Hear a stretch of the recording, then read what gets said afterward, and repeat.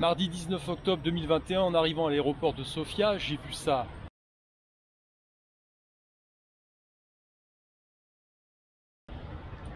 Et figurez-vous qu'une vingtaine de Gugus se sont rués dessus. Alors qu'est-ce que c'est? C'est des portails de reconnaissance faciale, tout simplement.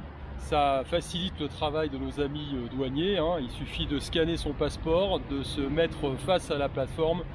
Et puis la bécane normalement vous reconnaît en détaillant vos traits.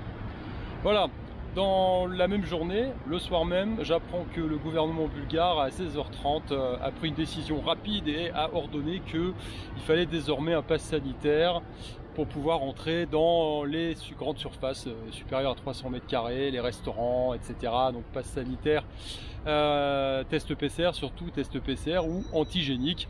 Évidemment, voilà, c'est sûr que ça va être bien pratique ici hein, pour la population de se faire un petit test antigénique avant d'aller faire ses courses chez Kaufland ou Billa.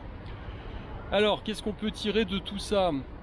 Eh bien, deux choses, hein, c'est que on empêche réellement les nuisances quand on a de réels contre-pouvoirs.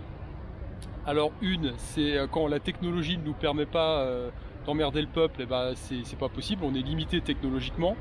Ça n'est plus le cas aujourd'hui, très clairement. Et deux, le véritable contre-pouvoir, il est constitué par les pères des États-Unis, les pères fondateurs des États-Unis, il avait bien compris, par un peuple en armes et on va dire éveillé. Voilà, alors autant vous dire que là dans la plupart des populations de l'ouest européen c'est compliqué, puis même à l'est hein, je crois que là ça commence à être difficile. Alors quel pays maintenant il va falloir choisir pour pouvoir migrer hein, si on veut être tranquille? Les choix se réduisent drastiquement, j'ai envie de dire. Alors quand on regarde la folie Coco Circus là, a priori le Mexique pour l'instant est épargné hein, on peut aller au Mexique sans problème, il n'y a pas de restriction quelconque. Voilà, donc le problème c'est que les choses changent, évoluent très vite, très rapidement. Alors ma stratégie reste toujours la même, elle reste toujours valable.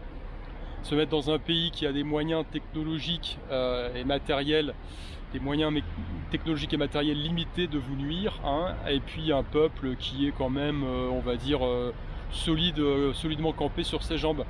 Alors on va voir comment va réagir le peuple bulgare. Je pense que ça va être un petit peu rock'n'roll ici. Ça va être il va y avoir un petit peu plus de mouvement qu'à l'ouest, je pense, hein, parce que ici la planche à billets elle fonctionne beaucoup moins bien.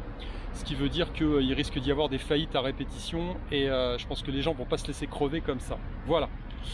Eh bien écoutez, ça devient compliqué, hein. Je pense qu'on va pas pouvoir fuir longtemps comme ça, hein. Il y a un moment donné, vu que de toute façon l'idée c'est de nous mettre complètement en esclavage et ou de programmer une annihilation totale des récalcitrants, voire même de ceux qui se plient hein, et qui se soumettent. Et à un moment donné il va falloir organiser une véritable résistance qui sera un peu plus on va dire affirmée qu'une résistance passive. Voilà, c'est pas très réjouissant tout ça, hein. Bon, il faut rester connecté, hein, il faut rester bien campé sur ses jambes et puis surveiller ce qui se passe, hein. Allez, je vous dis à plus, ciao ciao.